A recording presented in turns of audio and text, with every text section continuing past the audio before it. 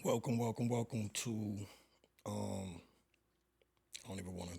It's a special edition for me, very special edition of what's the status, Travis? Thanks for being here again, y'all. Um,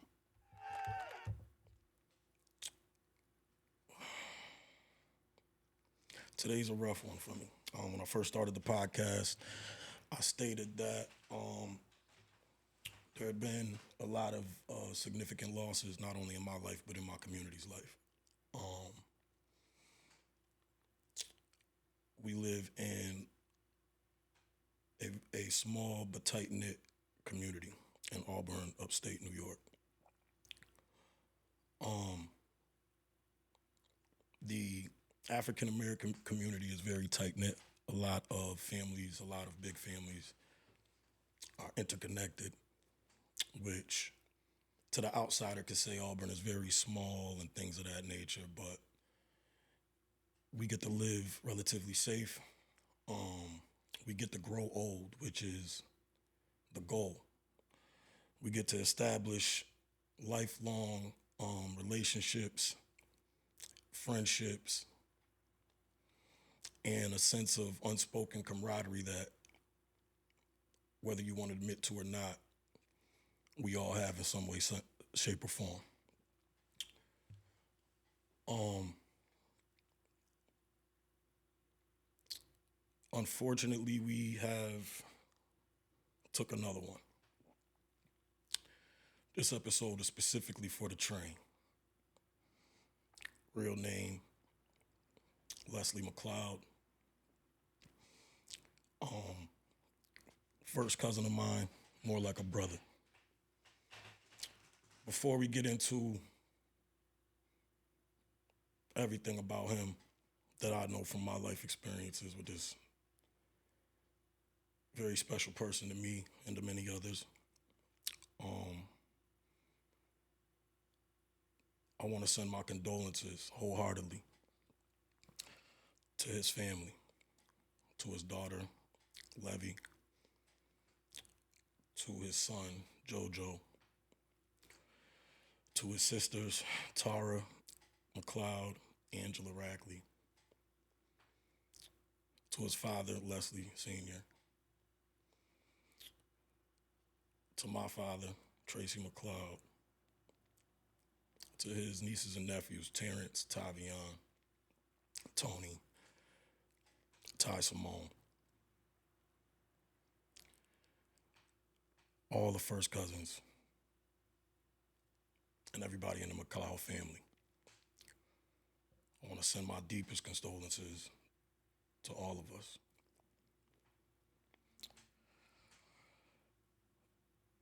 Speaking of my family, we are a very big family. Originated in Auburn, New York. Um, my father is one of 14 children, so a pretty big family. Got multiple first cousins. We have multiple second cousins. Family reunions always lit, always jumping. We have always, I remember just sleepovers all the time, mad cookouts, all the cousins, old school style, in grandma's house, my parents' house, other cousins' houses, just vibing. It was always lit when the McLeods got together. Um, but every family has that dynamic person, right? Every family has a person that no matter where they at in life or what walk of life they're going through, just their vibe is contagious. Their charisma is contagious. Their genuineness and pureness is contagious. You can't not love that person. Now we all got people that we don't like, and just like every other family, our family has its issues, but the train, as they call them, Les, was everything I explained previously. Train was intelligent beyond what he gave himself credit for. I remember multiple nights going over there to his crib. This was my big cousin, man. If you saw him, you see any pictures, I tried to move like him, as many of us did. He was a fly dude. Always had the fresh kicks on. Always talking about his polos. You know what I'm saying? Always putting us on the music.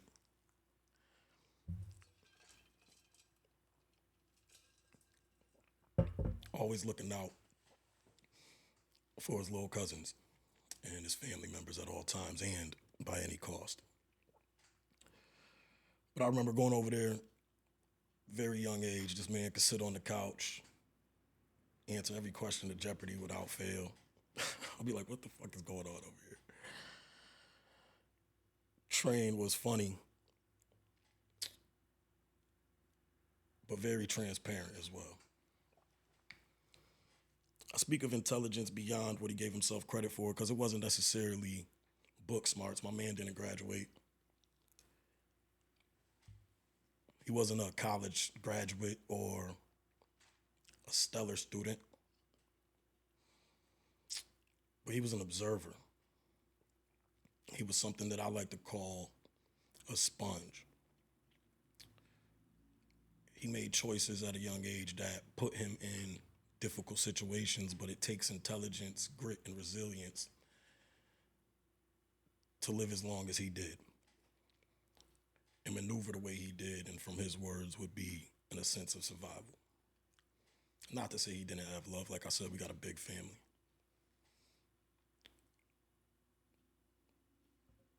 But Train navigated some of the toughest things life can throw at you and always did it, for the most part, with a smile. He tried not to make his problems yours.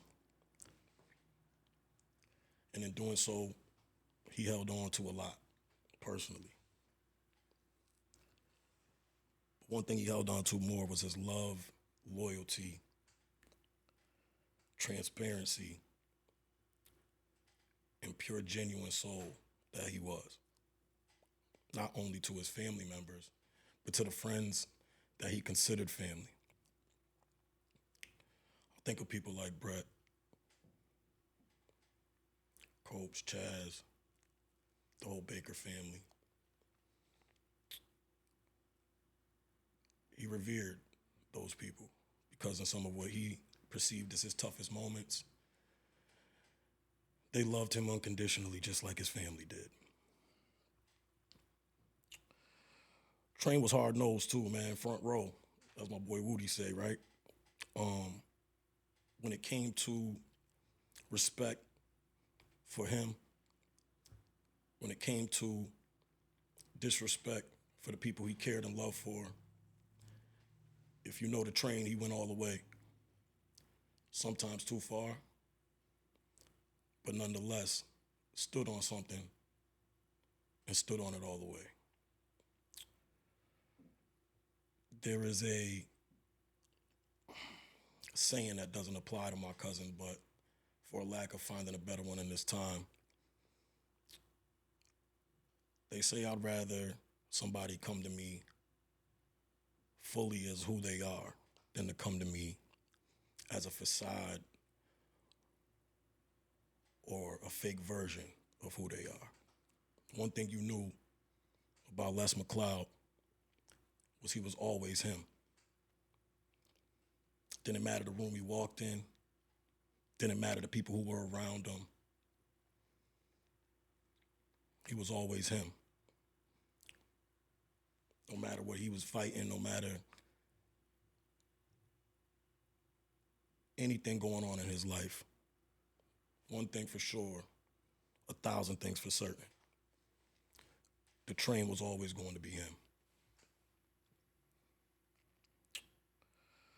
There was a time in my life where I got into a little trouble, and I'm saying this experience because there's so many stories like this one that you could tell about this man.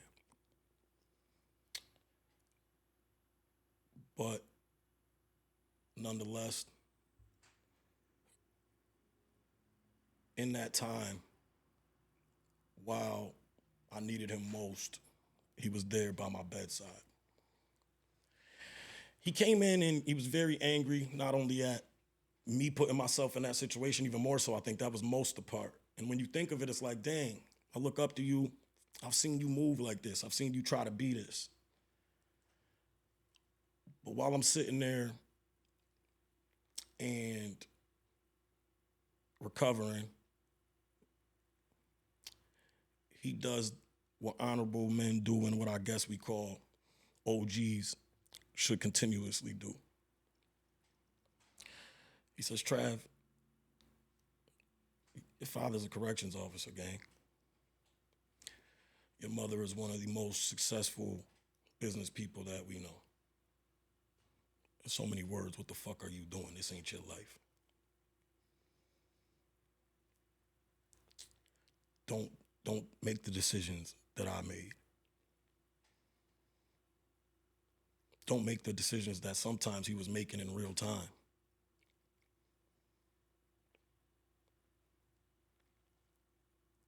He could have saw my idolization of him as an opportunity to steer me at a young age and an age where I was very impressionable to go in a direction that only he knew was right in his eyes.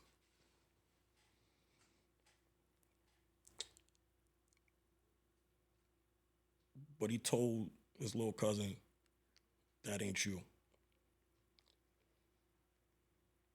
Now, don't get me wrong, as I said before, I took that conversation and many conversations that I've had from many mentors and many people that I look up to. I took it very seriously, but what I took it to understand was be the observer that I spoke of Train to be before, but in a better way. There's qualities of Train that can be looked at as flaws or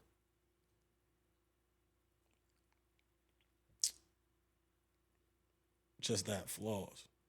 But those same qualities are what made him honorable. It's not to say that there wasn't times where things got rough, but even in that, Train never ran from who he was.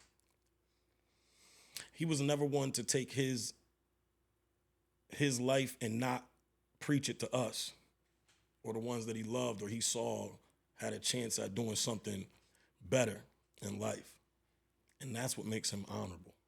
You know, a lot of us could do some shit and look at our loved ones and our friends and not say anything or just be quiet, be like, that boy just living life. He chose at every turn, every time, every conversation we had to make sure to remind me, one, you ain't about that life. And two, there's nothing wrong with being you at all times.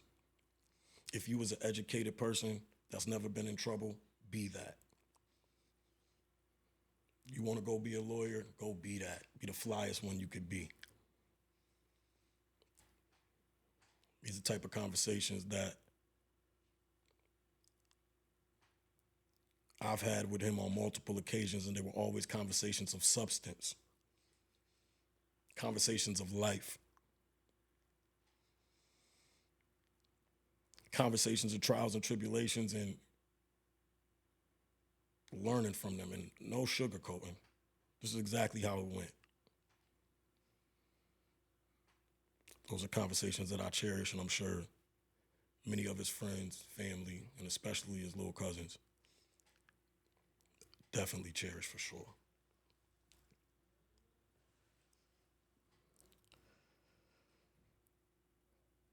Train was multifaceted. He was complicated in the best way. The effect he had when he walked on the room was a testament to his power, his presence. You always knew when he was coming, came in the room, let you know he was there. Train's intelligence was underrated. But if you look deep into his life, you see that he's displayed it at all times. Train's loyalty is unmatched. He's done things some of us as men wouldn't do to prove that. Train is an open book. He lived his life, wore his heart on his sleeve. Even more so, what he wore on his sleeve was his love for his family and especially his kids.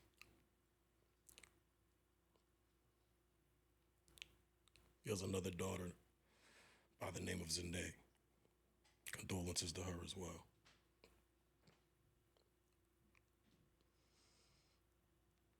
All three of his kids, if he didn't see them a lot, which sometimes was to his own doing,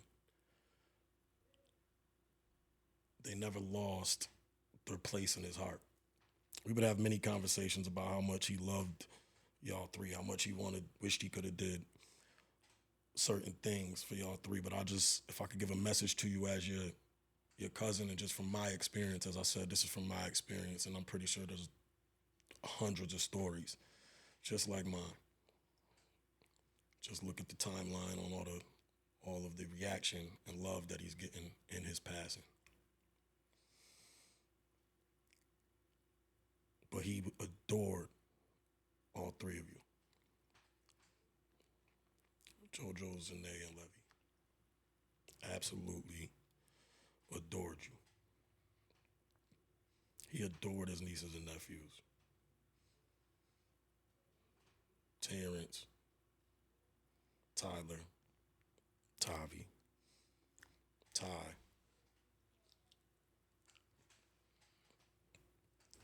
Tony, T. He loved his fucking family, bro. Train wasn't just a sit-down person either. He was resilient. Many times he went to do the necessary steps to take care of some of the things he deemed as flaws that were detrimental to some of those relationships. He never fought, literally, up until the day he passed. Those who know Train know that he was a fighter, bro. Through and through. He ain't win them all.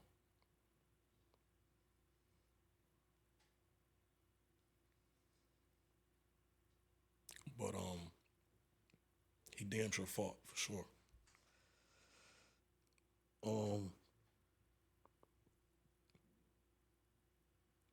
Speaking of family though, man, as I said, I take this moment to tell all my family that I love them. But let me separate a few things. What makes us family is definitely the blood and the relation, but we all are individuals. And being individuals, none of us are perfect. None of us are going to see things the exact same way. None of us are going to make the exact same choices. That's what makes us individuals. Family, but individuals. We're not going to agree on everything. We're not going to have the same worldviews. We might not like the same food. That's because we're individuals. They made us family for sure, and we always are that. And I love y'all. But we are also human beings and individuals. I say that to say that as that we go to work on a daily basis at times and we around things and people that we don't necessarily agree with or like, but we are able to make our money and still respect those individuals in that space. I'm never going to sit here and say that one anything is right or wrong. Again, we all have different perspectives on what that is, and we all, as individuals, have the right to deal with those in our own way. But in doing so, we could do that with respect, with love, with compassion, with care.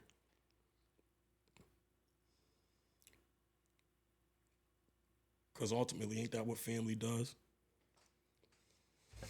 We ain't perfect, but you my family.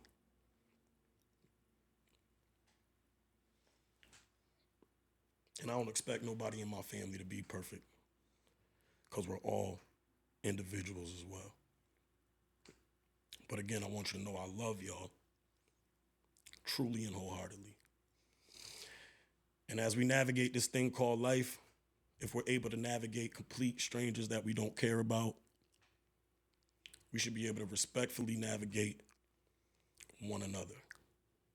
There isn't a hierarchy. This isn't England. It's not that, man. This isn't a pissing party about who has done this and who has done that, who's been there more, who hasn't been there more. We family, and we're individuals. Life happens. Things are happening in each other's lives individually that affect the way that they're able to maneuver. As humans, as loved ones, with compassion, empathy, and understanding, if we just put that at the forefront, then we could just move so much more respectfully, more peacefully as a McLeod family. It's impossible for all of us to be there for every one of us all the time. Let's stop carrying and holding that.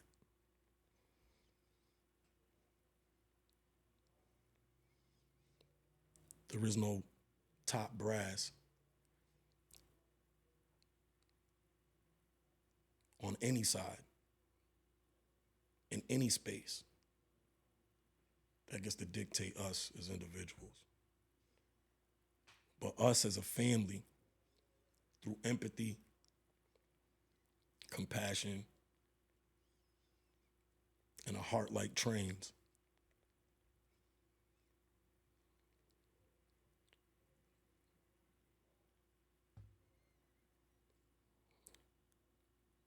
we could get this shit done.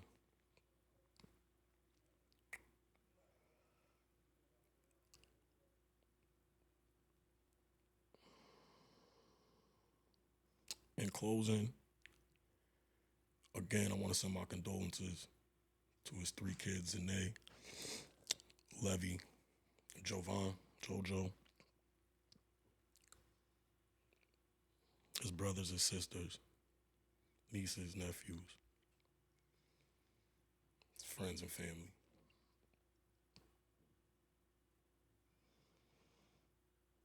I love you, dog.